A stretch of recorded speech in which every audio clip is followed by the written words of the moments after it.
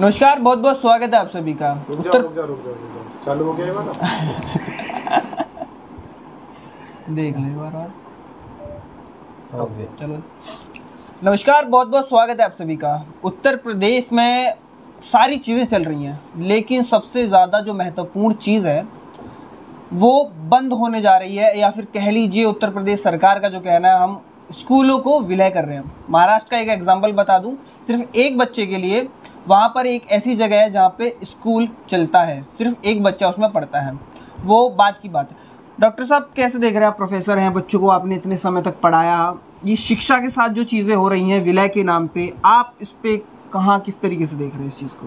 देखिए साहब, इसमें राज्यसभा में अभी कुछ दिनों पहले बहस हुई और उसमें ये बताया गया कि पिछले 11 साल में 92,000 प्राइमरी स्कूल्स इस सरकार ने बड़े सुनियोजित तरीके से बंद किए पूरे देश में। टीचर स्कूल्स बंद हुए, कैसे हुए उसका पैटर्न भी बताया गया कि पहले वहाँ शिक्षकों की भर्तियां नहीं करी गई। जब किसी स्कूल में शिक्षक नहीं होंगे तो जाहिर सी बात है कि बच्चों की संख्या कम होगी। 1 या 2 शिक्षकों से अगर पूरा स्कूल चलेगा तो वो क्लासेस नहीं हो पाएंगी, तो धीरे धीरे बच्चों की संख्या कम हो जाएगी। और जब बच्चों की संख्या कम हो जाएगी तो सरकार ये हवाला देती है कि चुनिंदा बच्चों के लिए इतना सरकारी पैसा खर्च हो रहा है, तो वो धीरे धीरे वो स्कूल भी बंद हो जाएंगे। अभी जो एक लेटेस्ट रिपोर्ट है, वो रिपोर्ट ये कह रही है, ये रिपोर्ट जो राज्यसभा है या फिर हम कह सकते हैं संसदीय बोर्ड की जो एजुकेशन पॉलिसी जो लोग बनाते हैं उसमें सरकार के ही लोग हैं, और उन्होंने कहा है कि आगे जो आगामी 2-3 साल का सरकार का प्लान है, वो प्लान ये कह रहा है कि पूरे देश में 1 लाख प्राइमरी विद्यालय बंद किए जाएंगे। उसके बाद ये जूनियर लेवल के विद्यालय बंद करेंगे, हाई स्कूल इंटर कॉलेज बंद करेंगे, यूनिवर्सिटी बंद करेंगे, तमाम सरकारी विश्वविद्यालय बंद करेंगे। कारण साफ है कि इन सरकारी विद्यालयों में कौन पढ़ता है? दलितों के बच्चे, अति पिछड़ों के बच्चे, पिछड़ों के बच्चे, माइनॉरिटी के बच्चे, या फिर हम ये कह सकते हैं जो गांव के गरीब बच्चे हैं वो पढ़ते हैं। और ये लोग गांव की जो ग्रामीण अंचल से जो लोग आते हैं, जो दलित, पिछड़े, शोषित, वंचित समाज के लोग आते हैं, इनको शिक्षा के अधिकार से वंचित करना चाह रहे हैं। और ये लोग कौन हैं? जो सरकार में बैठे हुए मनुवादी, सामंतवादी और आरएसएस की जो विचारधारा के लोग हैं। अभी तो सिर्फ 5,000 स्कूल बंद किए गए हैं। अब इन स्कूलों में आप देखना आरएसएस की प्रयोगशालाएं शुरू हो जाएंगी। आरएसएस के प्रयोग शुरू। अरे हम क्या एंगल बता रहे हैं इस चीज में? सरकार किसकी है? बीजेपी की। बीजेपी के पीछे कौन है? आरएसएस। जो तमाम सरकारी स्कूल अब तक बंद हुए हैं उनमें आप पता कर लो, उनमें वहां पे आरएसएस के कार्यालय खुल रहे हैं, सरस्वती शिशु मंदिर खुल रहे हैं, आरएसएस के लोग वहां पे, उनका सीधा इन्वॉल्वमेंट है। और वो लोग क्या कर रहे हैं?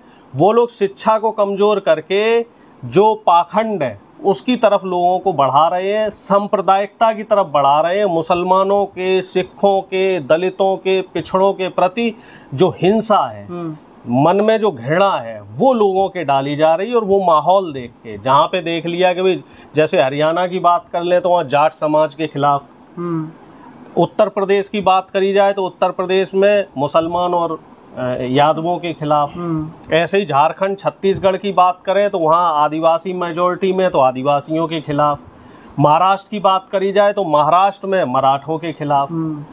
ये तो है हमारी सरकार की दशा, दिशा, मनसा। वहीं जापान में एक खबर में अभी देख रहा था कि सिर्फ एक बच्ची के लिए पूरी ट्रेन चलती है, पूरी ट्रेन उस गांव में जाती है, वहां से उस बच्ची को स्कूल तक लेके आती है।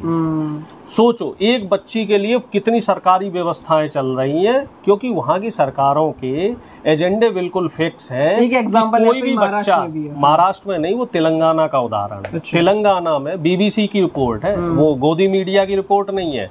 तेलंगाना में सिर्फ एक बच्ची के लिए पूरा स्कूल चलता है, प्रॉपर सारे विषयों के शिक्षक हैं, प्रॉपर टाइमिंग, पूरी स्कूल में जो टाइमिंग होती है 5 घंटे 6 घंटे की, पूरा स्कूल चलता है। और चलना भी चाहिए, क्योंकि सरकार को हम सब लोग प्रत्यक्ष और अप्रत्यक्ष रूप से टैक्स देते हैं, तो कम से कम जो 2 बुनियादी सुविधाएं हैं वो सरकार को हर व्यक्ति को देनी चाहिए।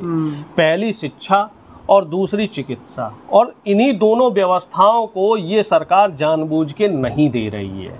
कारण मनवादी व्यवस्था स्थापित करनी है। मनवादी व्यवस्था क्या है कि गरीब और अमीर के बीच का फासला बढ़ाना है। चंद मुट्ठी भर जो लोग हैं हमारे देश में, उनके पास सारे साधन संसाधन रहे।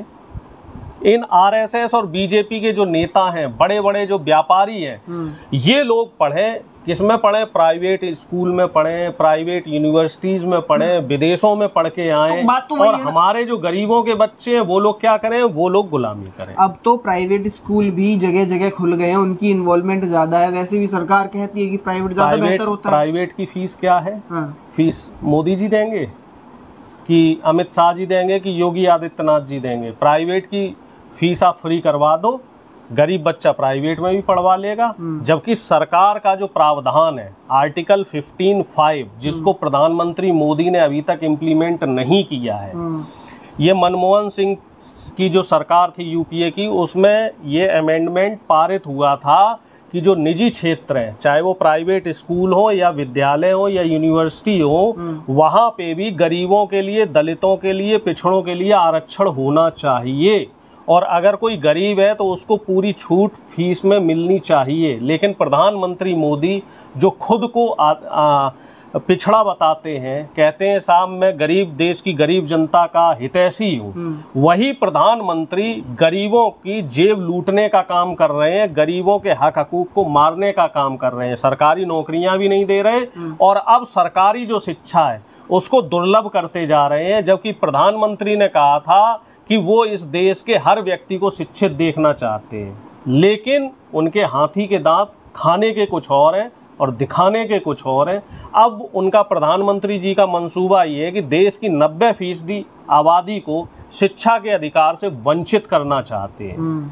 नहीं, एंगल ये भी तो हो सकता है कि अब प्राइवेट को ज्यादा प्रावधान दे रहे हैं लोग, तो जानबूझकर बच्चों को नहीं बढ़ा रहे। आपने तो कह दिया कि सरकार स्कूलों में टीचर नहीं भेज पा रही इसकी वजह से, लेकिन आप भी चाहते हो कि हर कोई यही चाह रहा है कि इंग्लिश मीडियम और प्राइवेट स्कूल में ज्यादा बेहतर पढ़ाई होती है। विवेक जी, हाँ, मैं सरकारी स्कूल में पढ़ा, 12वीं तक राजकीय इंटर कॉलेज इटावा में पढ़ा हूँ। हर विषय के 2-2, 3-3 टीचर हुआ करते थे, और हर क्लास में हर उसके स्ट्रीम के, साइंस आर्ट्स के 2-2, 3-3 सेक्शन हुआ करते थे। पहले से लेके 8वीं तक 8 लेक्चर होते थे, सारे लेक्चर्स होते थे, और हम लोगों के पास इतना पैसा नहीं था कि हम ट्यूशन्स पढ़ लें। उसके बाद हम डिग्री कॉलेज में पढ़े, फिर यूनिवर्सिटी में पढ़े, और सारा सिस्टम सरकारी रहा और 1 रुपया नहीं खर्च हुआ, बिल्कुल निःशुल्क शिक्षा। और वही वजह है कि आज मैं यहाँ बैठा हूँ, सरकार से सवाल कर पा रहा हूँ। और जो हमारे दलित, पिछड़े और शोषित समाज के बच्चे हैं, लगभग 20 साल मैंने उनको पढ़ाया भी है, और उन लोगों को शिक्षा का जो अधिकार है उसके प्रति जागरूक भी किया। लेकिन जो मनवादी विचारधारा, जो आप कह रहे हैं ना प्राइवेट में सहूलियतें ज्यादा, ये ज्यादा, लेकिन वो सहूलियतें किसे मिल पाएंगी? जो उतना पैसा खर्च कर पाएगा। क्या एक गरीब व्यक्ति अपने बच्चे को 1-1.5 लाख रुपए महीने, जो सालाना फीस है, आप किसी भी यहाँ दिल्ली एनसीआर में या कहीं भी किसी भी प्राइवेट स्कूल की फीस पता कर लो, क्या एक गरीब व्यक्ति जो महीने के 10 से 12 हजार रुपए कमा रहा है, वो इस महंगाई में, जहाँ पे दाल, आटा, चावल से लेके हर चीज पे जीएसटी लग रही है, 18% जीएसटी लग रही है, क्या वो अपने बच्चों को इतनी महंगी फीस से पढ़ा सकता है? 5,000 रुपए से कम महीने की फीस आप बता दो किसी अच्छे स्कूल में हो। वो स्कूल एलीट स्कूल है, और वो सिर्फ चुनिंदा लोगों के लिए है जिनकी इनकम महीने की 1 लाख रुपए, 1.5 लाख रुपए है। हमारे देश में 80% से जनता अभी भी गरीबी रेखा से नीचे है। 80 करोड़ लोग तो साहब राशन पे निर्भर है। और प्रधानमंत्री को शर्म आनी चाहिए, बीजेपी को शर्म आनी चाहिए कि जिन गरीबों ने उन्हें वोट दिया और बराबर उन्हें सत्ता में बनाए रखा है, उन गरीबों के साथ वो कितना बड़ा अन्याय कर रहे हैं। ये सरासर ज्यादती है, और सरकार को इस पे ध्यान देना होगा। अभी जो मानसून सत्र आने वाला है, तो उसमें समूचा विपक्ष इनसे सवाल करेगा कि आखिर ये आपकी बापौती है कि प्राइवेट जो सरकारी स्कूल है इनको आप बंद कर रहे हो, तो और निजी हाथों में सारी चीजें दे रहे हो। योगी जी या प्रधानमंत्री शिक्षा को कुछ वैल्यू देता, आप तो साफ ये कहना चाह रहे हैं। नहीं, तो अगर वो शिक्षा को वैल्यू दे रहे हैं तो कितने 10 साल में बताया जाए कितने सरकारी स्कूल उन्होंने खोले हैं? कितनी सरकारी यूनिवर्सिटी खोलनी है? मुझे तो नहीं दिखता है कि कोई भी एक नई सरकारी यूनिवर्सिटी, सरकारी स्कूल, सरकारी इंटर कॉलेज खुला हो। कितने सरकारी विद्यालयों में शिक्षकों की भर्तियां लंबित है, कितनी की हैं? प्रधानमंत्री अपना डाटा प्रस्तुत करें ना, संसद में सवालों का जवाब दें। जब संसद का सत्र शुरू होता है, प्रधानमंत्री जी विदेश यात्रा पे निकल जाते हैं। अब तो निजी विमान है तो उन्हें रिजर्वेशन कराने की भी दिक्कत नहीं कि भैया टिकट बुक कराना है। अपना हवाई जहाज है, जब मन हुआ तब हवाई जहाज में उड़ गए, जैसे ही संसद का सत्र खत्म हुआ तो वापस आ गए।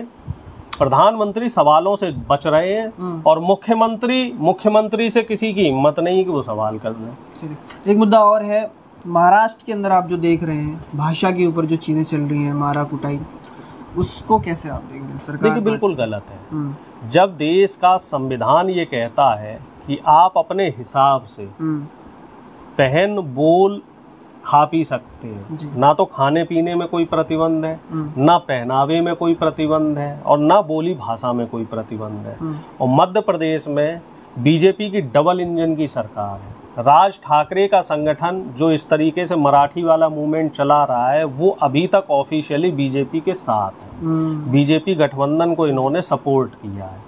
तो इससे हम एक चीज तो साफ तौर पे जान सकते हैं कि प्रधानमंत्री की, बीजेपी की और आरएसएस की सह के बिना ये सब हो पाना मुश्किल नहीं है, क्योंकि वहां पे ये एक माहौल बनाना चाह रहे हैं, एक हिंसात्मक और एक तरीके से बोला जाए सांप्रदायिक माहौल तैयार किया जा रहा है, हिंदी बनाम गैर हिंदी का, जिससे कि विभाजन हो, वोटों का विभाजन हो और उसका फायदा जो बीएमसी चुनाव आने वाले हैं उस चुनाव में बीजेपी उठा सके।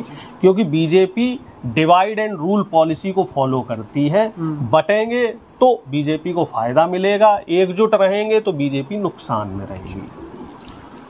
यूपी की बात की, थोड़ी सी महाराष्ट्र की भी बात करी।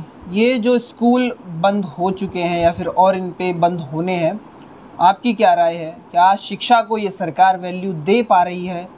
क्या प्रधानमंत्री या मुख्यमंत्री कावड़ जैसी यात्रा में करोड़ों रुपया खर्च कर देते हैं, लेकिन जो मूल शिक्षा जैसी बात होती है उस पर पैसा खर्च करते हैं या नहीं? जो भी आपकी राय नीचे कमेंट्स में जरूर